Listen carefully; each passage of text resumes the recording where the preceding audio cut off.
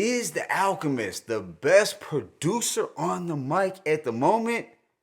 Or do you have 38 Special? What is good, y'all? It's your boy Mixtape Mobb. If you are rocking with this content, go ahead and smash that like button for your boy.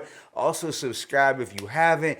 But today, I'm going to hit y'all with my thoughts on this new compilation from the Alchemist entitled The Genuine Articulate. So, unless you have been living under a rock for the past couple of years, you are well aware of the Alchemist's continued evolution and dominance as an elite producer in this hip-hop game.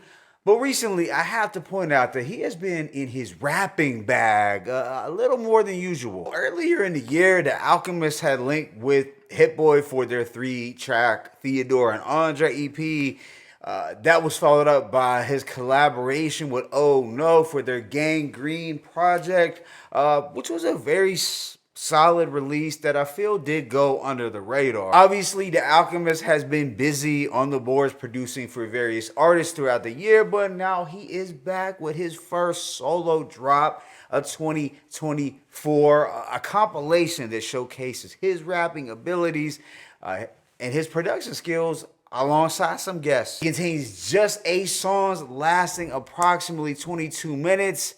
But with that being said, let me go ahead and just hit y'all with that track-by-track breakdown. The opener, Ferraris in the Rain, almost has a Larry June-like title, but it contains a verse from Schoolboy Q. Set to a triumphant drumless groove that still has somewhat of a 70s game show vibe going for it. And here the Alchemist is talking about why he is the genuine article. A witty line from him was, "I'm a vintage stepper, Stacey Adams with a Stetson hat." The verse from Schoolboy Q was short, but it did help to bring some energy to the track. Initially, the instrumental didn't grab me, but after more listens, I do find it more appealing, but it's definitely on the super abstract side. Track 2, Something Light, has a booming beat with eerie outer space like synths and penetrating drums. And there is something about this instrumental for me that did almost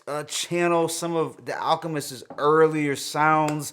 You know, recall that era when he had the producer tag. But this was a banger where he was rapping with that surgical precision, talking about being a scientist with the scalpel and the forceps. And I could have envisioned artists like Bodie and Benny really killing this. You know, Alchemist was rapping in a good pocket. It is something light, but also a big deal at the same time. Afterwards is Minnesota Fats with Action Bronson and Big Body Bez. And this has a quirky psychedelic beat that does give off a strong 1960s pool hall vibe. You have this crunchy rock guitar style riff and zany features from Bronson and Bez. Bronson sounded great, and this instrumental really seemed tailor-made for his style. Yeah, this is just one of those tracks that you're gonna really embrace if you are into the crazy aesthetic that the Alchemist and Bronson exude when they connect. Following this is the standout Scientology featuring Havoc. Now, Havoc is obviously a major influence on the Alchemist's production sound. This track really has me eagerly anticipating the upcoming Mobb Deep album, which is supposed to feature some production from the Alchemist. And here we have this murky, icy instrumental, some movie samples from King of New York that you just can't go wrong with. Yeah, this one is hard body. Havoc sounds hungry, and the Alchemist really came correct. I just love when the Alchemist taps into this darker, more straightforward style of instrumentation. Immediately after is everyone's favorite Uncle, and this has a dreamy drumless loop that is on the wavier side. It's also pretty eccentric, reminding me of some 70s lounge music, but it's a pretty mesmerizing loop, and I did like the random old school movie clips. They were a nice touch. And some cool lines from Uncle Al were, I perform like the planets watching, dump another scoop of grease until the pan is popping, always a present in the pocket. I'm like, I Santa stocking, snap a flick, I had to pick the panoramic option. But yeah, everybody's favorite Uncle It was a smooth one. This is followed up by Diego Maradona featuring Conway the Machine, and we get another dark, brooding instrumental.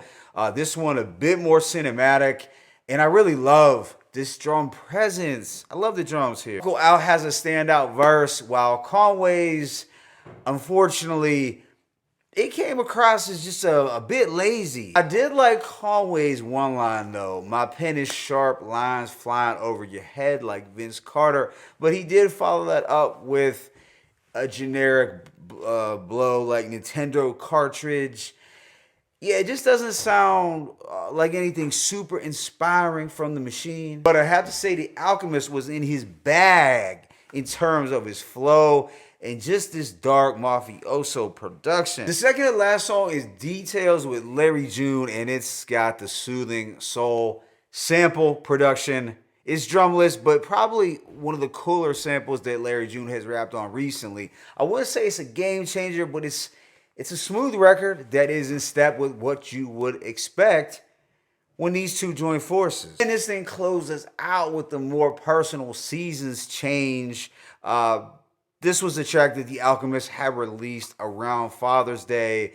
It's a chill, reflective type record that you could just ride out to. I do like the glistening guitar and the rare vocal sample. Here, the Alchemist is doing something a little different. He's talking about the joys of fatherhood and how his life has changed just a bit since becoming a parent. So overall, I'm gonna give this project a rating of 4 mics. Nothing more, nothing less. I'd say it was a dope collection or a collage of different Alchemist production styles that he has experimented with throughout the years. You have a little bit of everything. I like that there is the variety. So you have the quirky drumless vibes, the darker cinematic sounds, and of course the slick sample-based production. I also like that it wasn't too abstract and there was a different blend of vibes to zone out to. Yeah, at the end of the day, I would say this was on par with his flying high releases from 2023, but fortunately